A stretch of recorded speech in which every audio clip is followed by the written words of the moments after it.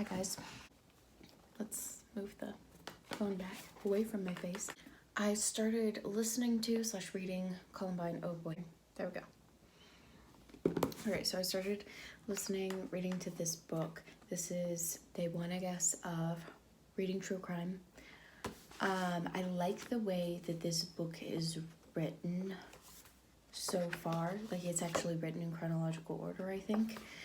We are getting an emphasis on the shooters, which most true crime that I listen to, I mostly listen to podcasts, they don't emphasize the killers, which they want to focus on the victims, which I get. But I'm interested in the psychology and the history of who these people are and why they did what they did. And so I appreciate getting that insight. This is still part 1. So yeah, we'll see how it continues. I've got like a pretty old phone. It doesn't seem like it. I've had it for like 3 years, but technology ages weird.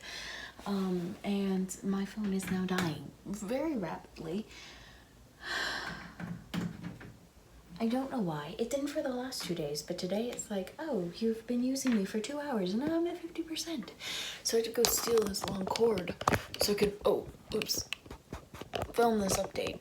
Is it plugged in? Did that work? Hello? Okay, yes, it did work.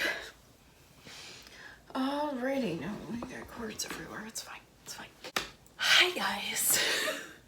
Update time for true crime reading. Did I do an intro for this yet? I don't remember. I finished Columbine. I feel like I don't give you guys very many updates when I'm reading, which I feel like is a bad thing. I want to start doing that. I'm avoiding this book. Okay.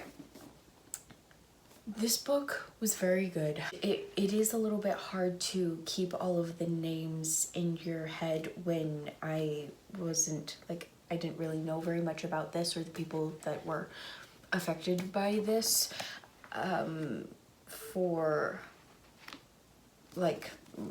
before I started reading this.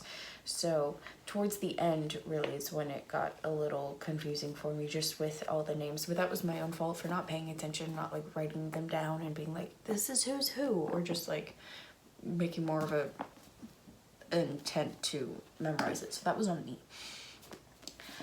I really liked how this book focused on it focused on a lot of different things. So there was the event, but then there was also a lot of build-up and what was happening before, and then a lot of actually getting into the psychological aspects of the killers and why they did what they did.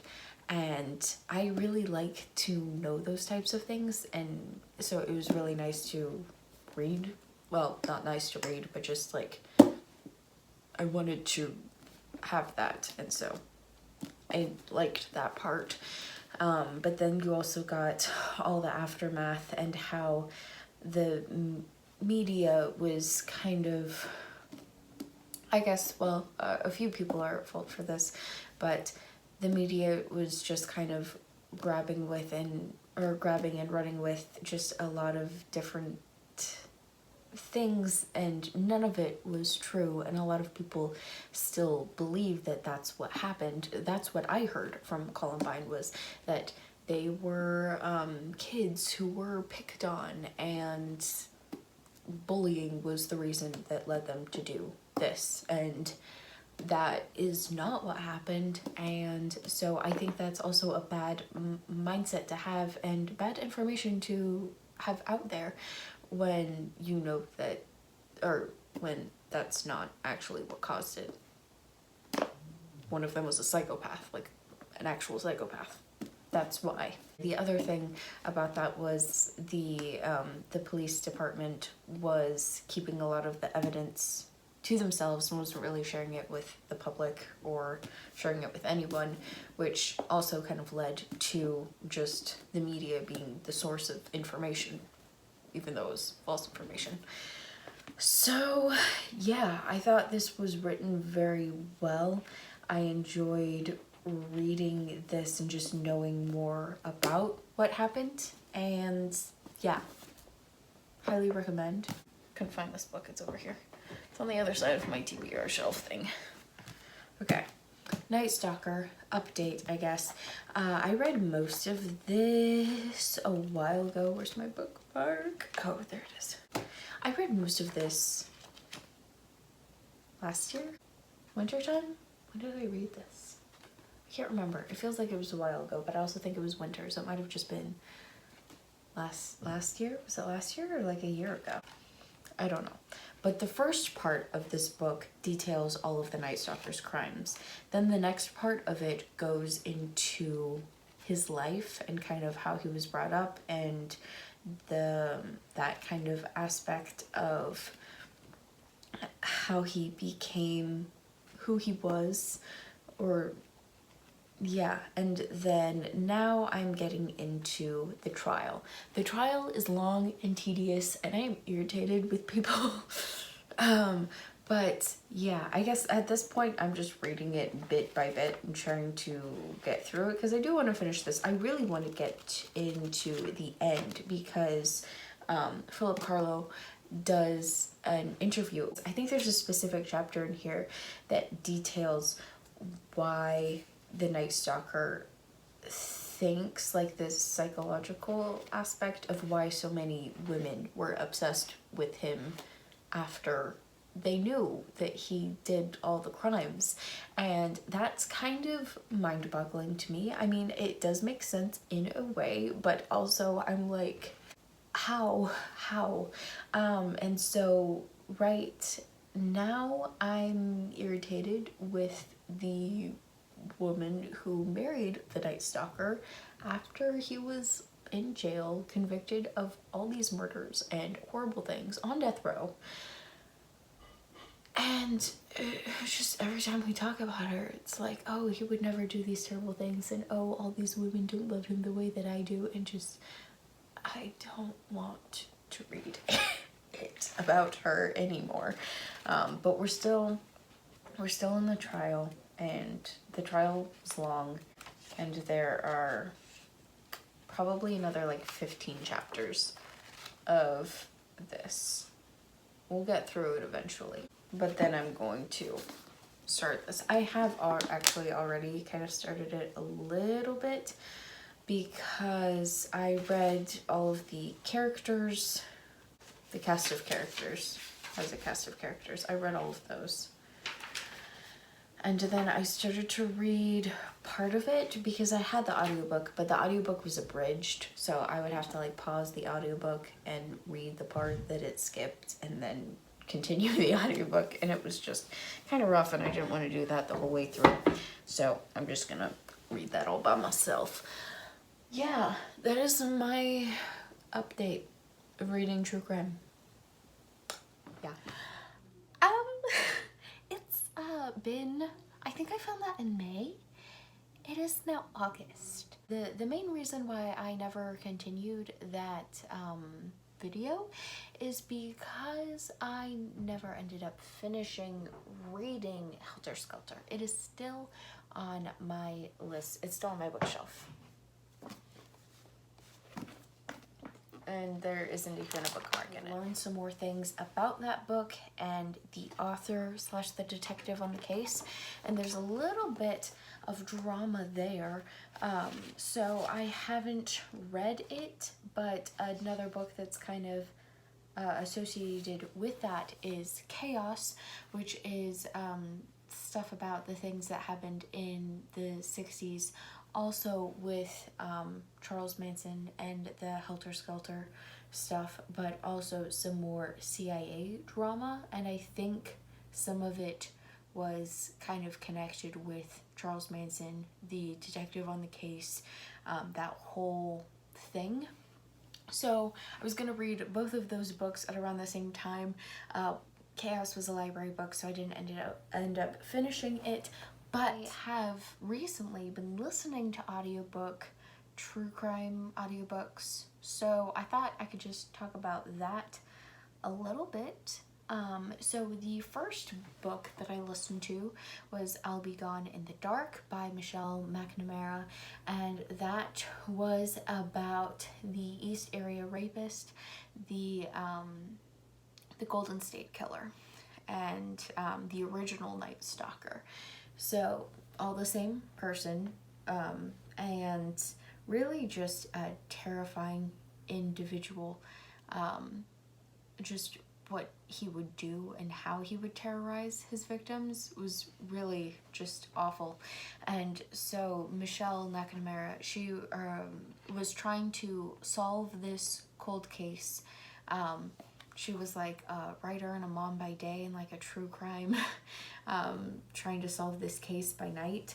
And what was sad about that was she died, so she wasn't able to see like her work come to fruition.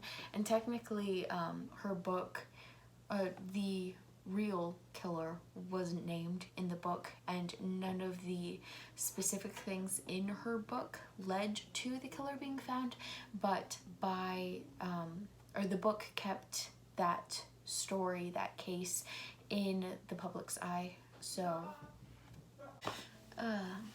brothers.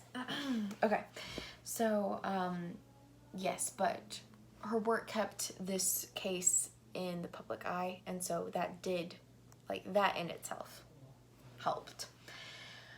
So after that, I listened to a different book, but I want to get to the third book that I listened to recently, which was Unmasked, My Life Solving Cold Cases, I think Paul Hole was his name, I believe. And so he was one of the detectives who helped find the Golden State Killer after,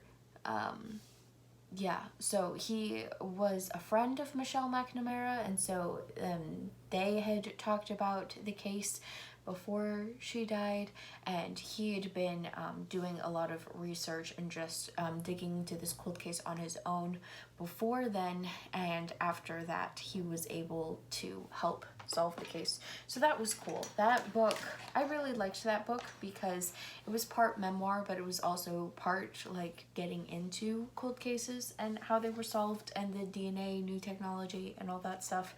So that was cool. I liked both of those books, and so it was just funny that both of them were kind of about the same killer, but I didn't know that going into the books. I just picked random true crime books and they ended up being connected. So that was interesting, fun, kind of cool. But yes, so the other book that I listened to was American Predator, and that one was about Israel Keys. And it was funny because it was like, you've heard of Ted Bundy, you've heard of John Wayne Gacy, but I bet you've never heard of this serial killer. And I'm like, you don't know me. I bet you I do. And I did. Yeah. So Israel Keys, in the podcasting landscape, he has become more well-known, which is interesting because he didn't want to be at all, technically. But yes, so American Predator is about Israel Keys. Honestly, like, you know, serial killers are terrifying, but there are some truly depraved individuals, and just the way that they work scares me. The way that they work scares me. A random person kind of staying in the same place doesn't scare me as much, but like the Golden State Killer and he did stay in the same place, I don't know, but the Israel Keys is terrifying because he traveled around everywhere. He would make kill kits and then he would leave them there, and then when he went back to this place, he would find a kill kit and would find a random person and murder them. And that is kind of terrifying to me because he's not staying in that place for very long. He's going on to the next one.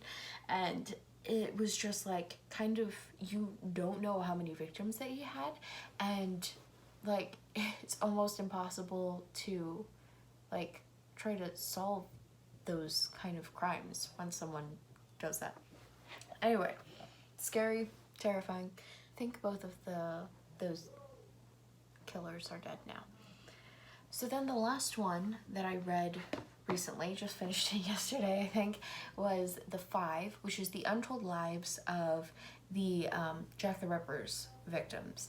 And I kind of liked them. I think that it is very good to get kind of the like the stories of the victims. I thought that was an important story, an important book to tell, but it was written from a feminist lens, and I did not appreciate that. I would have appreciated the book more if she would have just given the facts and not like drawn her own conclusions in the book with the feminist lens, because it's not like it was just objectively you could come to these conclusions. It's only with the feminist lens that you will come to these conclusions. So for some of the things, obviously not for all of them, but yeah, so I didn't appreciate that, but otherwise I thought the book was pretty well written. But again, I just would have liked it to be more objective instead of like subjective to our own viewpoints. But yes, those were all the true crime books that I have listened to recently. Thank you guys for watching. Sorry for all the singing interruptions. I'll probably edit those out, but it was kind of funny. Anyway, yeah, I'll see you guys in the next one. Bye!